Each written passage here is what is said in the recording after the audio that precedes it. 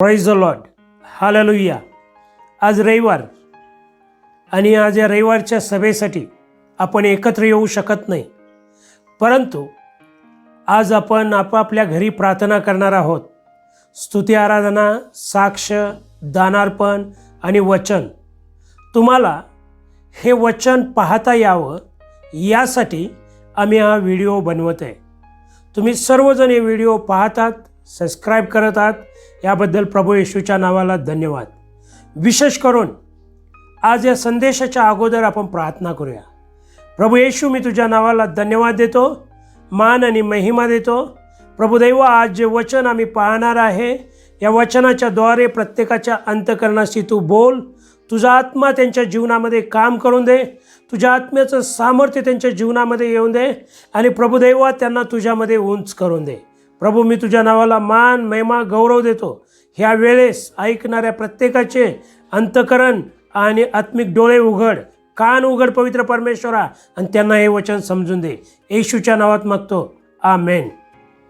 प्रियानो, आजच्या वचनामध्ये आपण योहानकृत सुवर्तमान याचा 5वा अध्याय आणि 1 ते 9 वचनामध्ये बेतसैदा तळ्याजवळील जो पंगू मनुष्य आहे, जो 38 वर्ष आजारी होता, त्या ठिकाणी पडलेला होता आपल्या बाजेवरती, आणि त्याला येशूनं दिलेलं जे आरोग्य आहे त्याच्याबद्दल आपण पाहणार आहोत।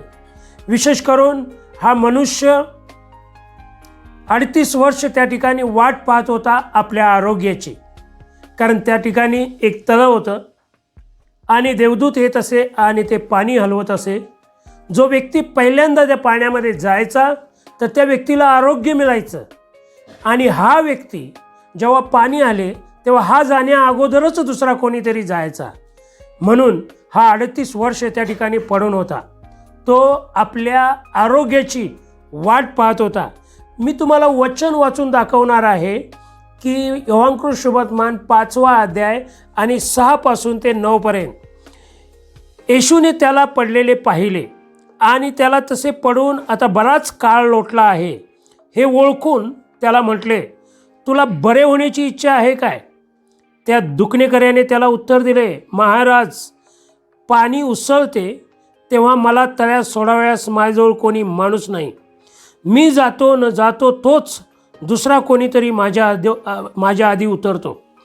येशू त्याला म्हणाला, उठ, आपली बाज उचलून घेऊन चालू लाग। लागलाच तो माणूस बरा झाला व आपली बाज उचलून चालू लागला। प्रियानो, हा अद्भुत चमत्कार आहे। त्या माणसाला येशूची ओळख नव्हते असं पुढच्या शास्त्रभागातून आपण पाहतो, परंतु जेव्हा येशू त्या ठिकाणी आला, येशूनं पाहिलं की या माणसाला बरं होण्याची इच्छा आहे, आणि याच्यामध्ये एवढी तीव्र इच्छा होती की 38 वर्ष त्या ठिकाणी आपण बरं होण्यासाठी तो वाट पाहत होता। बघा प्रियानो, तुमच्या जीवनामध्ये असा कोण व्यक्ती आहे का की जो 38 वर्ष आपल्या आरोग्याची वाट पाहत आहे? येशू त्या ठिकाणी आला, त्या पडव्यांच्या मध्ये बरेच लोक होते, परंतु येशू ह्याच माणसाकडे गेला, कारण हा गेले 38 वर्ष आपल्या आरोग्याची वाट पाहत होता। मला तुम्हाला एक उत्तेजन देऊन द्या, तुम्ही विश्वासानं देवाकडं तुमच्या समस्यांसाठी पाहतात। कदाचित 1 महिना, 1 वर्ष आणि त्याच्यापेक्षा अधिक झाला असेल, पण जर तुम्ही खऱ्या अंतःकरणानं पाहतात तर प्रभू येशू येऊन तुमची भेट घेईल, की जशी या माणसाची भेट घेतलेली आहे तशी। पण प्रियानो, या ठिकाणी एक समस्या झाली। ती समस्या अशी की तो दिवस होता शब्बात दिवस, आणि हा शब्बात दिवस जो आहे त्या दिवशी जे शास्त्री, परुषी आणि याजक लोक होते ते असं कुठलंही काम करणं हे अधर्म मानत होते। ते शास्त्राला अनुसरून नये असं म्हणत होते। याचं कारण प्रियानो की हे जे लोक आहेत हे मोशेचं नियमशास्त्र बाळगणारे होते, आणि मोशेच्या नियमशास्त्रामध्ये शब्बाताबद्दल काय सांगितलंय आपण वाचूया। मी तुम्हाला वाचून दाखवतो। या ठिकाणी निर्गमचं पुस्तक 20वा अध्याय आणि 8 वचनापासून 11 वचनापर्यंत, शब्बात दिवसाची आठवण ठेवून तो पवित्रपणे पाळ। 6 दिवस श्रम करून आपले सर्व कामकाज कर, पण 7व्या दिवशी तुझा देव परमेश्वर याचा शब्बात आहे, म्हणून त्या दिवशी कोणतेही कामकाज करू नको. तू, तुझा मुलगा, तुझी मुलगी, तुझा दास, तुझी दासी, तुझी गुरेढोरे व तुझ्या वेशीच्या आत असलेली उपरी ह्यांनाही करू देऊ नको. कारण 6 दिवसात परमेश्वराने आकाश, पृथ्वी, समुद्र व त्यातील सर्व काही निर्माण केले आणि 7व्या दिवशी विसावा घेतला. म्हणून परमेश्वराने शब्बात दिवस आशीर्वाद देऊन पवित्र केला. आणखी एक वचन वाचूया आपण. या ठिकाणी इर्मयाचं पुस्तक याचा 17वा अध्याय आणि 21 आणि 22 वचन वाचूया. इर्मया 17, 21 आणि 22. परमेश्वर म्हणतो, तुम्ही आपणाविषयी सावध असा. शब्बात दिवशी काही ओझे वाहू नका. यरुशलेमच्या वेशीतून ते आणून येऊ नका. शब्बात दिवशी आपल्या घरातून काही ओझे बाहेर नेऊ नका. काही कामधंदा करू नका. आणि तुमच्या पूर्वजांस मी आज्ञा दिल्याप्रमाणे शब्बात दिवशी पवित्रपणे पाळा. प्रिय, या ठिकाणी शब्बात दिवस हा पवित्रपणे बाळगण्यासाठी सांगितलेला होता. शब्बात दिवस जो आहे त्या दिवसामध्ये तुम्ही काही काम करू नका. तुम्ही काही ओझ्याची ने-आण करू नका. आपल्या घरातूनही ओझं घेऊन जाऊ नका आणि बाहेरून वेशीमधूनही ओझं आणू नका. या पाठीमागे देवाचा असा उद्देश होता की तुम्ही 6 दिवस काम करा, 7व्या दिवसासाठी मी तुम्हाला आशीर्वाद देईन. या पाठीमागे देवाचा एकच उद्देश होता की तो म्हणजे की 6 दिवस काम करावं, 7व्या दिवशी विश्रांती घ्यावी आणि त्या दिवशी देवाच्या सानिध्यामध्ये यावं, देवाची आराधना करावी, देवाला धन्यवाद करावा, आपलं जीवन देवासमोर शुद्ध आणि पवित्र करावं. हा याच्या पाठीमागचा खरा देवाचा उद्देश होता. पण या शास्त्री, परुषी, याजक लोकांनी आपल्या मनाचे काही नियम लावले की त्या दिवशी ओझं उचलायचं नाही, कुठलंही ओझं उचलायचं नाही, पाण्याची भरलेली एक बकेटसुद्धा उचलायची नाही, किंवा आपण केलेला बिछाना, ज्या बिछाण्यावरती रात्री झोपतो, तो बिछाना दुसऱ्या दिवशी काढून ते उचलून ठेवायचा नाही. हे देवानं सांगितलं नव्हतं, पण ह्या लोकांनी हे नेम लावलं. फक्त देवाचा उद्देश एकच होता की त्या दिवशी तुम्ही कामापासून विसावा घ्या आणि त्याची आराधना करा. प्रियानो, अतिशय महत्त्वाची गोष्ट आहे की ह्या सगळ्यामधून आपल्याला काय शिकायचं आहे की येशू ख्रिस्त शब्बाताचा धनी आहे. लोक येशू ख्रिस्तापेक्षा, येशूला देवाचा पुत्र म्हणून ओळखण्यापेक्षा त्या शब्बाताला अधिक महत्त्व देत होते. इवन येशू देवाचा पुत्र असताना त्याला सांगत होते की शब्बात दिवशी हे रोग तू कसे बरे करू शकतोस, ही देवाची आज्ञा मोडणं आहे असं त्यांना वाटत होतं. पहिली गोष्ट. दुसरी गोष्ट की येशू स्वतःला देवाचा पुत्र म्हणत होता आणि येशू स्वतःला देवाचा पुत्र म्हणत असल्या कारणानं त्यांना ते खूप राग येत असे. कारण ते म्हणत असे की देवाला पुत्र नाही.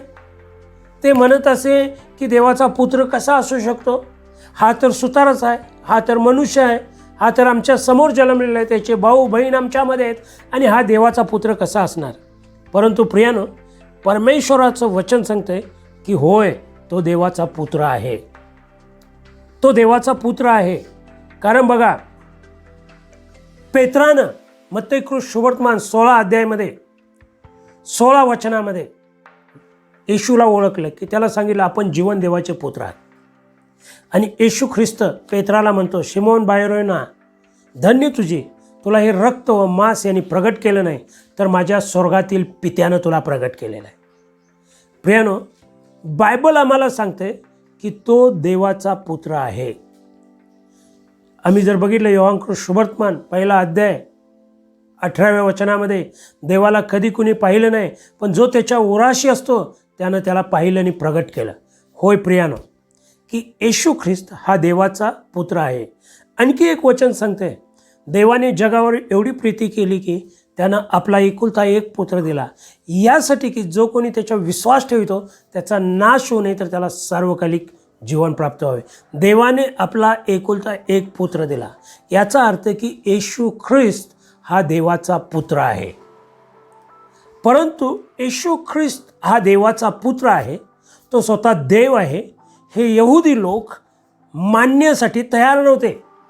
यहुद्यामधील जे पंडित म्हणजे याजक, शास्त्री, परुषी, जे तत्त्वज्ञानी होते ते मानायला तयार नव्हते, कारण त्यांचे विचार मानवी होते. पण येशू ख्रिस्त त्यांना प्रगट करतो. येशू ख्रिस्त त्यांना प्रगट करतो की तो देवाचा पुत्र आहे. प्रियानो, संपूर्ण बायबलमध्ये येशू ख्रिस्ताला देव आणि देवाचा पुत्र म्हणून प्रगट केलेला आहे. संपूर्ण बायबलमध्ये आणि तुमच्या माझ्या जीवनामध्ये हे समजणं गरजेचं आहे. कारण येशू म्हणतो, जो ज्यानं मला ओळखलेला आहे तो पित्याला ओळखतो. प्रियानो, येशू म्हणतो पिता आणि मी एक आहे. येशू सांगतो की पित्याने पुत्राला जगामध्ये पाठवलेलं आहे. अशी कितीतरी असंख्य वचनं आहेत की येशू ख्रिस्त सांगतोय की तो देव आहे आणि तो पुत्र म्हणून जगामध्ये आलेला आहे. परंतु हे जे लोक होते हे मानावयास तयार नव्हते. या ठिकाणी येशूनं हा केलेला अद्भुत चमत्कार आहे. 38 वर्ष हा लकवा मारलेला व्यक्ती त्या ठिकाणी त्या बाजल्यावरती पडून होता. जेव्हा ते पाणी हलायचं त्याला सोडण्यासाठी कोण हलायचं नाही, असायचं नाही, आणि त्यावेळेस तो तसाच राहून जायचा. पण तो 38 वर्ष आपल्या आरोग्याची वाट पाहत होता. प्रियानो, येशू त्या ठिकाणी आला आणि त्यानं त्याला आरोग्य दिलं. लोकांनी असा विचार केला नाही, एक 38 वर्ष आजारी असणाऱ्या माणसाला येशूनं बरं केलेलं आहे. परंतु ते शाब्बाताचं निमित्त काढून आणि तू देवाचा पुत्र नाहीस म्हणून त्याच्या संगती वाद करू लागले. तो स्वतःला देवा समान मानतो म्हणून ते त्याला मारण्याचा प्रयत्न करू लागले. प्रियानो, या ठिकाणी आपण पुढं वचन पाहणार आहोत की येशू जो आहे तो देवाचा पुत्र आहे. हे कशावरून सिद्ध होते? तुम्हाला आणि मला हे समजणं गरजेचं आहे. आम्हाला येशू नाव माहिती असणं एवढंच पुरेसं नाही आहे. आम्हाला येशूचा फोटो माहिती असणं एवढं पुरेसं नाही आहे. कारण मत्ती शुभवर्तमान 7व्या अध्यायामध्ये आणि 21व्या वचनामध्ये प्रभू म्हणतो की प्रभूजी प्रभूजी म्हणून पुष्कळ जण मला हाक मारतील, पण त्यांचा प्रवेश स्वर्गाच्या राज्यामध्ये होणार नाही. तर जो त्याच्या पित्याच्या इच्छेप्रमाणे करतो त्याचा प्रवेश. पित्याची इच्छा काय आहे? की पित्याची इच्छा आहे की त्याच्या पुत्राला ओळखावं. प्रियानो, या ठिकाणी आपण पाहणार आहोत की अतिशय महत्त्वाची गोष्ट की आपण येशू ख्रिस्ताला देवाचा पुत्र म्हणून ओळखणं, तो देव म्हणून ओळखणं, प्रभू म्हणून ओळखणं हे फार गरजेचं आहे. त्यासाठी येशूबद्दल कुणी कुणी साक्ष दिली हे आपण बघूया. बायबलमध्ये आपण पाहतोय की योहानकृत शुभवर्तमान 5वा अध्याय आणि 32वा वचन मी तुम्हाला वाचून दाखवतो की त्या वचनामध्ये काय सांगितलेलं आहे बघा. माझ्याविषयी साक्ष देणारा दुसरा आहे आणि जी साक्ष तो माझ्याविषयी देतो ती खरी आहे, हे मला ठाऊक आहे. प्रियानो, कोण हा दुसरा येशूबद्दल साक्ष देत आहे? हा दुसरा तिसरा कोणी नसून हा देव पिता आहे. देव पिता आपल्या पुत्राबद्दल साक्ष देत आहे. तो साक्ष देतो. आणखी एक वचन वाचूया. मत्ती शुभवर्तमान 3रा अध्याय आणि 17वा वचन. आणि पहा, आकाशातून अशी वाणी झाली की हा माझा पुत्र मला परमप्रिय आहे, याच्याशी मी संतुष्ट आहे. हा, आकाशातून अशी वाणी झाली की हा माझा परमप्रिय पुत्र आणि ह्याच्याविषयी मी संतुष्ट आहे. प्रियानो, स्वतः देव पित्यानं जेव्हा येशूचा बाप्तिस्मा झाला, पवित्र आत्मा कबुतराच्या रूपानं त्याच्यावरती आला आणि तेव्हा स्वर्गातून आकाशातून अशी वाणी झाली की हा माझा परमप्रिय पुत्र आहे. स्वतः देवानं त्याच्याबद्दलची साक्ष दिली आणि ती एकदाच नाही, तर आणखी एक वचन वाचूया. मत्तेकृत शुभवर्तमान 17 अध्याय आणि 5वं वचन. तो बोलत आहे तो पहा, तेजस्वी मेघाने त्याच्यावर छाया केली आणि पहा, मेघातून अशी वाणी झाली की हा माझा पुत्र मला परमप्रिय आहे, याविषयी मी संतुष्ट आहे, याचे तुम्ही ऐका. बघा, या ठिकाणी देव पिता पुन्हा एक वार सांगत आहे. तो म्हणतोय की हा माझा पुत्र, हा माझा परमप्रिय पुत्र, याच्याविषयी मी संतुष्ट आहे आणि तुम्ही याचं ऐका. आमेन, हालेलुया.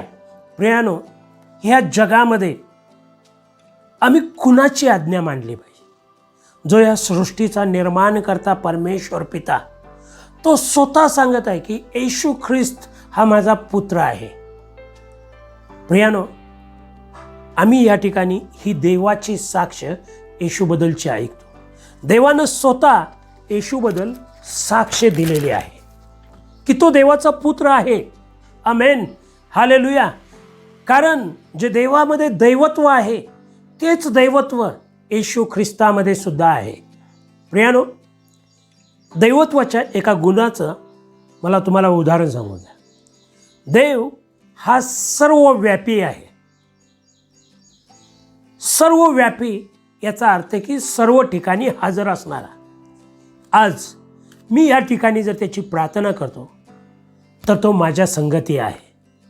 पण याच वेळेला दुसऱ्या शहरामध्ये, राज्यामध्ये, देशामध्ये आणि जगाच्या पाठीवर कुठेही कोण खऱ्यापणानं प्रार्थना करत असेल तर तिथंही तो आहे. जिथं दोघे तिघे असतील तिथंसुद्धा आहे आणि जिथं एखादी मोठी सभा असेल तिथंसुद्धा आहे. एकाच वेळेस तो सर्व ठिकाणी असू शकतो, कारण तो सर्वव्यापी देव आहे. प्रियानो, असा महान परमेश्वर जो आहे तो तुम्हाला आणि मला साक्ष देत आहे की हा माझा पुत्र आहे आणि आम्ही त्याच्यावर विश्वास ठेवला पाहिजे. दुसरं एक आपण आणखी एक गोष्ट पाहणार आहोत, ती म्हणजे योहानकृत शुभवर्तमान याचा 5वा अध्याय आणि 36वा वचन. परंतु माझ्याजवळ जी साक्ष आहे ती योहानाच्या साक्षीपेक्षा मोठी आहे, कारण जी कार्य सिद्धीस नेण्याचे पित्याने माझ्याकडे सोपविले आहे, म्हणजे जी कार्य मी करीतो तीच माझ्याविषयी साक्ष देतात की पित्याने मला पाठविले आहे. आमेन. प्रियानो, दुसरा मुद्दा आपण पाहत आहे की पहिल्यांदा पित्यानं साक्ष दिलेली आहे. आता जी कार्य येशू करीतो ती कार्यच येशूबद्दल साक्ष देतात की येशू देवाचा पुत्र आहे. प्रियानो, जे चमत्कार या ठिकाणी येशूने केलेला होता, येशू म्हणतो की तो चमत्कार माझ्याविषयी साक्ष देतो. आणि एक आपण उदाहरण पाहू शकतो की योहानकृत शुभवर्तमान 9व्या अध्यायामध्ये की त्या ठिकाणी एक जन्मांध माणूस आहे आणि त्यानं त्याचे डोळे, येशूने त्याचे डोळे उघडले. जेव्हा येशूने त्याचे डोळे उघडले तेव्हा शास्त्री परुषी लोक आले, कारण तोही शब्बाताचा दिवस होता, आणि त्यांनी त्याला म्हणाले की तुझे डोळे उघडणारा तो येशू पापी आहे. पण तो म्हणाला, पापी माणसाचं देव कधी ऐकत नाही. प्रियानो, येशू ख्रिस्त हा देवाचा पुत्र होता आणि देव जे काही करत होता ते तो स्वतः करत होता. मला तुम्हाला सांगू द्या की त्यानं केलेली कार्य जे आहेत, चमत्कार जे आहेत, दिलेलं आरोग्यदान आहे, लोकांना सैतानाच्या बंधनापासून मुक्त केलेलं आहे, लोकांच्या जीवनामध्ये अद्भुत चिन्ह आणि चमत्कार केलेले आहेत. आणि या सर्वांच्या वरची एक गोष्ट मी तुम्हाला सांगतो, ती म्हणजे लोकांना दिलेलं तारण आणि लोकांचं झालेलं परिवर्तन. ह्या गोष्टी आयुष्यभर त्याच्याविषयी साक्ष देतात. मला तुम्हाला सांगू द्या, 1985 साली माझं तारण झालं. मला नवीन जन्माचा अनुभव आला. त्या दिवसापासून आजपर्यंत माझ्या जीवनामध्ये खूप त्रास, समस्या आल्या आणि गेल्या, पण त्यांच्या साक्षी मी अत्यल्प प्रमाणामध्ये देतो. पण माझं तारण झालेलं आहे ह्याची साक्ष लाखो वेळा आजपर्यंत मी दिलेली आहे. कारण हे त्याचं जे माझं तारण करण्याचं काम आहे, माझं तारण करण्याचं काम त्यानं माझ्या जीवनात केलं आहे, ते अद्भुत आहे. प्रियानो, त्याचं कामच साक्ष देत आहे, त्याचे कार्यच साक्ष देत आहे की तो देव आहे, तो देवाचा पुत्र आहे. आणखी एक वचन आपण बघूया. मत्तेकृत सुवर्तमान 11वा अध्याय 4 आणि 5 वचन. येशूने त्यास उत्तर दिले, जे तुम्ही ऐकता व पाहता ते योहानाला जाऊन सांगा. आंधळे पाहतात, पांगळे चालतात, कुष्ठरोगी शुद्ध होतात, बहिरे ऐकतात, मेलेले उठविले जातात व गरिबास सुवार्ता सांगण्यात येते. या ठिकाणी योहानानं आपल्या शिष्यांना पाठवलं होतं, जे येणार आहेत ते तुम्हीच आहात की आम्ही दुसऱ्याची वाट पाहावी. पण येशूनं त्यांना सांगितलं की तुम्ही जाऊन सांगा की लंगडे चालतात, बहिरे ऐकतात, मुके बोलतात, आंधळे पाहतात, मेलेले जिवंत होतात आणि असंख्य चमत्कार. याचा अर्थ असा की येशूची इच्छा होती की तो करत असलेल्या चमत्कारावरून आम्ही ओळखावं की तो देव आहे, तो देवाचा पुत्र आहे. प्रियानो, तिसरा मुद्दा आपण बघूया की देवाचं वचन जे शास्त्र आहे ते आम्हाला सांगते की येशू ख्रिस्त देव आहे आणि देवाचा पुत्र आहे. आपण योहानकृत सुवर्तमान 5वा अध्याय आणि 39 वचनामध्ये पाहणार आहे. मी तुम्हाला वाचून दाखवतो. तुम्ही शास्त्रलेख शोधून पहा, कारण त्याच्याद्वारे तुम्हाला सार्वकालिक जीवन प्राप्त होईल असे तुम्हाला वाटते, आणि तेच माझ्याविषयी साक्ष देणारे आहेत. या ठिकाणी प्रियानो, प्रभू येशू ख्रिस्त म्हणतो, तुम्ही शास्त्रलेख शोधून पहा, तुम्ही शास्त्रलेख शोधून पहा, कारण त्याच्याद्वारे तुम्हाला सार्वकालिक जीवन प्राप्त होईल असे तुम्हाला वाटते. म्हणजे शास्त्रलेखाद्वारे तुम्हाला सार्वकालिक जीवन प्राप्त होईल असे वाटते, आणि तेच म्हणजे तोच तो शास्त्रलेख माझ्याविषयी साक्ष देणारे आहेत. ज्या शास्त्रलेखांच्या द्वारे, ज्या शास्त्रलेखाचे नियमशास्त्राचे पालन केल्यानं तुम्हाला सार्वकालिक जीवन मिळेल असं वाटतंय, तर तोच शास्त्रलेख, तेच नियमशास्त्र माझ्याविषयी सांगते असं येशू ख्रिस्त म्हणतो. अजून एक वचन आपण त्या संदर्भातलं वाचूया. लूका सुवर्तमान 24 अध्याय 44 आणि 45 वचन.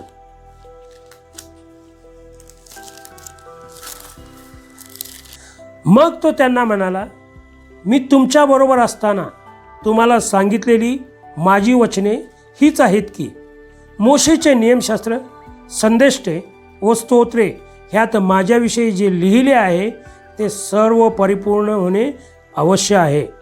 तेव्हा त्यांना शास्त्र समजावे म्हणून त्याने त्यांचे मन उघडले. प्रियानो, या ठिकाणी नियमशास्त्र, संदेष्टे, स्तोत्र हे सर्व येशूबद्दल सांगतात, आणि हे त्या शिष्य लोकांना समजत नव्हतं, म्हणून येशूने त्यांचे मन उघडले, येशूनं त्यांचं अंतःकरण उघडलं. ओ, किती अद्भुत आहे की जो सर्वसमर्थ देव, त्याचा पुत्र आणि पवित्र आत्मा हा त्रिएक देव आहे, आणि आम्ही डोळ्यानं त्याला पाहू शकत नाही. फार थोडे लोक आहेत की ज्यांनी त्याला पाहण्याचा अनुभव घेतलेला आहे. परंतु हे जे देवाचं वचन आहे, ह्या देवाच्या वचनामधून आम्हाला देव स्वतःचं प्रगटीकरण देतो. पवित्र आत्मा जो आहे तो पित्याला आणि पुत्राला आम्हाला प्रगट करतो आणि स्वतःलाही प्रगट करतो, आम्हाला दाखवून देतो. आमचे आत्मिक अंतःकरण, आमचे डोळे उघडतो आणि आम्हाला दाखवून देतो की पुत्र कसा आहे, तो काय करतो, पिता कसा आहे, तो काय करतो. पित्याचं, पुत्राचं प्रगटीकरण तो आम्हाला देतो. प्रियानो, आज पुष्कळ लोक पित्याविषयी, पुत्राविषयी, त्याच्या पवित्र आत्म्याविषयी अज्ञानी आहेत. पुष्कळ लोक अज्ञानी आहेत, आणि होशेयाच्या पुस्तकामध्ये सांगितलेलं आहे, अज्ञानपणामुळे माझ्या लोकांचा नाश होत आहे. का अज्ञानी आहेत, का नाश होत आहेत? कारण त्यांना देवाचं वचन प्रगट होत नाही. बघा, शास्त्री फरोशी लोकांचं उदाहरण घ्या. नियमशास्त्र ते पाठ करत होते, संदेश त्यांचे ग्रंथ वाचत होते, स्तोत्र पाठ करत होते, गीत रूपात ते म्हणत होते. परंतु प्रियानो, त्याचं प्रगटीकरण त्यांना न झाल्यामुळे त्या लोकांना प्रभू येशू ख्रिस्त समजला नाही. येशू ख्रिस्त त्यांच्या समोर असताना त्यांनी त्याला ओळखलं नाही. म्हणून तुम्ही आणि मी हे देवाचं वचन वाचणं, पवित्र आत्म्यानं समजून घेणं हे फार गरजेचं आहे.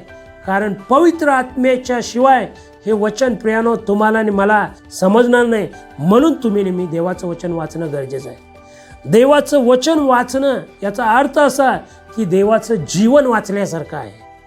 आणि म्हणून तुम्ही आणि मी जेव्हा देवाचं वचन वाचतो तेव्हा आम्हाला प्रगट होतं की येशू ख्रिस्त देवाचा पुत्र आहे. Praise the Lord, hallelujah. किती अद्भुत गोष्ट आहे प्रियानो. या ठिकाणी चौथी गोष्ट आपण पाहणार आहोत. चौथी गोष्ट की देवानं तुम्हाला आणि मला निवडलेला आहे, तारण दिलेला आहे, नवीन जन्म दिलेला आहे, पवित्र आत्म्यानं भरलेला आहे. त्याच्या पवित्र आत्म्याची दानं फळं आमच्या जीवनामध्ये दिलेलं आहे. आम्हाला जगापासून वेगळं केलेलं आहे यासाठी की आम्ही त्याचे साक्षी बनावे. आपण वचन वाचूया. प्रेषितांचे कृत्य 1 अध्याय 8 वचन. परंतु पवित्र आत्मा तुम्हावर येईल तेव्हा तुम्हाला सामर्थ्य प्राप्त होईल आणि यरूशलेमेत, सर्व यहुद्यात, शमरोनात व पृथ्वीच्या शेवटापर्यंत तुम्ही माझे साक्षी व्हाल. Praise the Lord. या ठिकाणी सांगितलेलं आहे की तुमच्यावरती पवित्र आत्मा येईल आणि तुम्हाला सामर्थ्य प्राप्त होईल. तुम्ही यरूशलेमेमध्ये, यहुदियामध्ये, शमरोनामध्ये आणि पृथ्वीच्या शेवटापर्यंत तुम्ही माझे साक्षी व्हाल. आणखी एक वचन मी तुम्हाला वाचून दाखवतो प्रियानो. पेत्राचे 1 पत्र याचा 2 अध्याय आणि 9 वचन. पण तुम्ही तर निवडलेला वंश, राजकीय याजकगण, पवित्र राष्ट्र, देवाचे स्वतःचे लोक असे आहात, यासाठी की ज्याने तुम्हास अंधकारातून काढून आपल्या अद्भुत प्रकाशात पाचारण केले आहे त्याचे गुण प्रसिद्ध करावे. प्रियानो, आम्ही तर त्याचे स्वतःचे लोक आहोत की त्यानं आमचं तारण केलेलं आहे, त्यानं आम्हाला निवडलेलं आहे, त्यानं आम्हाला अंधकारातून प्रकाशामध्ये आणलेलं आहे. Praise the Lord. ह्या सगळ्या गोष्टीबद्दल आम्ही किती परमेश्वराचा धन्यवाद करणं गरजेचं आहे. आणि त्यानं हे सगळं ह्यासाठी केलेलं आहे की आम्ही त्याचे गुण प्रसिद्ध करावे, आम्ही त्याची साक्ष द्यावी.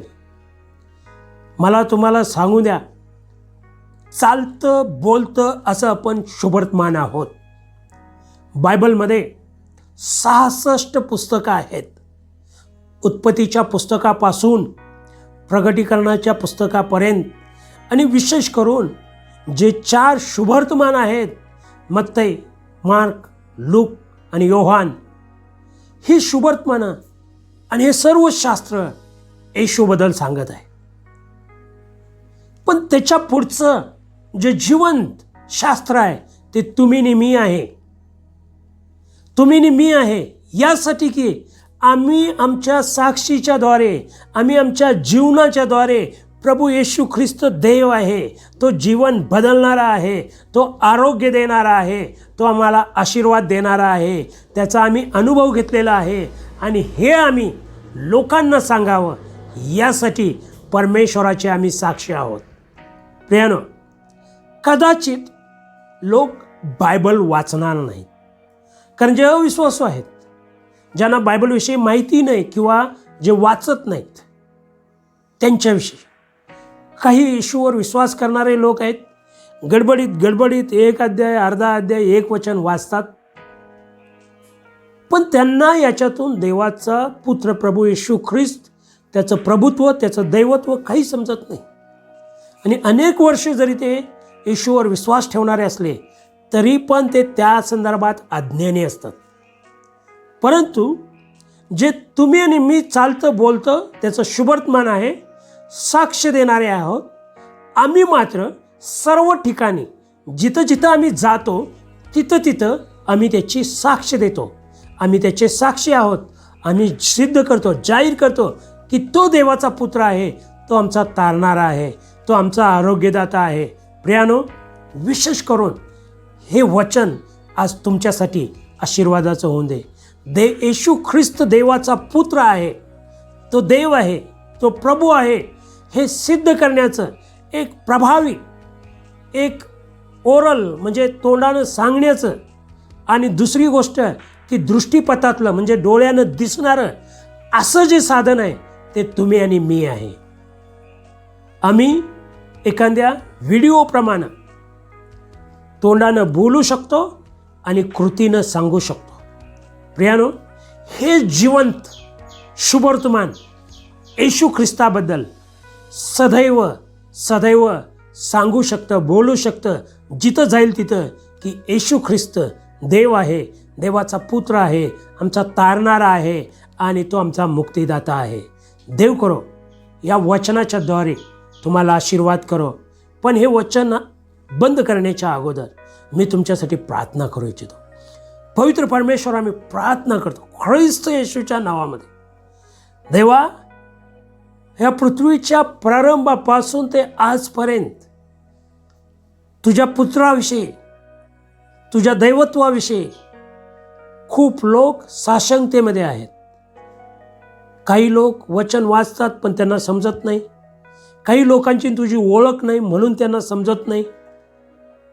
परंतु पवित्र परमेश्वर, आज आम्ही पाहिलं की देवपित्या तू स्वतः साक्ष देतोस.